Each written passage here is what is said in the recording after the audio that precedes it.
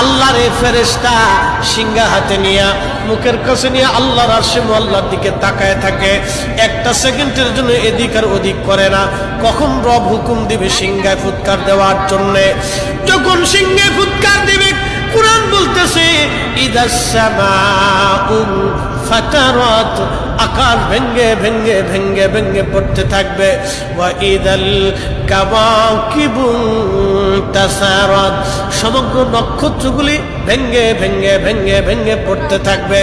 ওয়া ইদাল বিহারু ফুজ্জিরাত, সমুদ্রের তলদেশ উত্তোলিত হয়ে যাবে, সমগ্র পানিগুলি পৃথিবীর উপরে আছাড় মারবে, আর ধুয়ে পাইলে সব পৃথিবীবাসীকে নিয়ে যাওয়া হবে।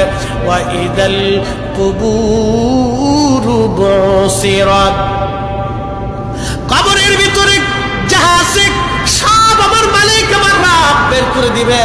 কবর থেকে মানুষ বের হইয়া সেই দিন হাসরের ময়দানের দিকে দৌড়াইতে থাকবে, সবাই উলঙ্গ থাকবে, কিন্তু আমার নবীকে আল্লাহ ৭০,০০০ ফেরেশতা বেষ্টন করাইয়া জান্নাতের পোশাক পরাইয়া মহাসম্মানে ফেরেশতারা মিছিল দিয়ে দিয়া আমার নবীকে হাসরের ময়দানে মাকামে মাহমুদে বসাবে। একবার জোরে বলা যাবে কি আল্লাহু আকবার। বাজান মুসলমান, খুব মনোযোগ দেন। হযরত ইউনূস আলাইহিস সালামের কথা বলছিলাম, মাছের পেটের ভিতরে ইউনূস। চিন্তা করলেন মরে গেলাম না বেঁচে আছি, লাড়াচাড়া দিয়ে দেখলেন না বেঁচে আছি, দাঁড়াই গেলেন খোদার পয়গম্বর, দাঁড়াই দিয়ে সেজদার মধ্যে পড়ে গেলেন, মাছের পেটের মধ্যে সেজদার মধ্যে পড়ে বলতেছে লা ইলাহা ইল্লা আনতা সুবহানাকা। বিপদের দোয়া, কঠিন মুসিবতের মধ্যে যদি পড়ে যান তাহলে ইউনূস এই দোয়াটা খতম দিতে থাকবেন। আল্লাহ যখন ইউনূস আলাইহিস সালাম এই জিকির শুরু করলেন, ইউনূসের এই জিকির আর ওই মাছের পেটের মধ্যে রইল না, এই জিকিরটা চলে গেল আরশে মুআল্লাতে। সুবহানাল্লাহ বলা যাবে। আরশে মুআল্লার পাশে এই জিকিরগুলি চারপাশ দিয়ে ঘুরতেছে।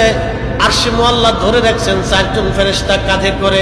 এই ৪ জন ফেরেশতা আল্লাহকে ডাকতে বলে, রব আপনার বান্দা ইউনূস তিনি জীবনে ভালো অবস্থায় থাকার সময় আপনার জিকির করেছে, আজকে সে মাছের পেটের ভিতরে পড়ে গভীর সমুদ্রের মধ্যে আপনার জিকির করতেছে। আল্লাহ ইউনূসের জিকিরের আওয়াজ আরশে মুআল্লার চারপাশ দিয়ে ঘুরতেছে। আল্লাহ আপনি আপনার ইউনূসকে মাফ করে দেন। আল্লাহ নবী বলেন, উম্মত রে, ওই সময় যদি ইউনূস সেজদার মধ্যে পড়ে এই দোয়া না পড়তেন তাহলে কিয়ামত পর্যন্ত আল্লাহ ইউনূসকে মাছের পেটের মধ্যে ওইভাবে রেখে দিতেন। হযরত ইউনূস ওই সময় জিকির করতেছিলেন, এমন সময় ইউনূস আলাইহিস সালাম ডাক দিলেন, হে রব সমুদ্রের ভিতর থেকে আপনার জিকিরের আওয়াজ আসে, সমুদ্রের ভিতরে আপনার জিকির করে কে? আল্লাহ ডাক দিয়ে বলেন, ইউনূস তুমি সমুদ্রের ভিতরে জিকিরের আওয়াজ শোনো, সমুদ্রের পানি আমার জিকির করে, সমুদ্রের কঙ্কর আমি আল্লাহ জিকির করে, সমুদ্রের পাথর আমি আল্লাহ জিকির করে, সমুদ্রের বালুকণা আমি আল্লাহ জিকির করে, সমুদ্রের মাছ আমি আল্লাহর জিকির করে, সমুদ্রের শ্যাওলা আমি আল্লাহর জিকির করে, সমুদ্রের নিচে গাছ আমি আল্লাহ জিকির করে, সমুদ্রের নিচের পাহাড় আমি আল্লাহ জিকির করে। ওই জিকিরের আওয়াজ ইউনূস রে তোমার কানে লাগতেছে। আল্লাহ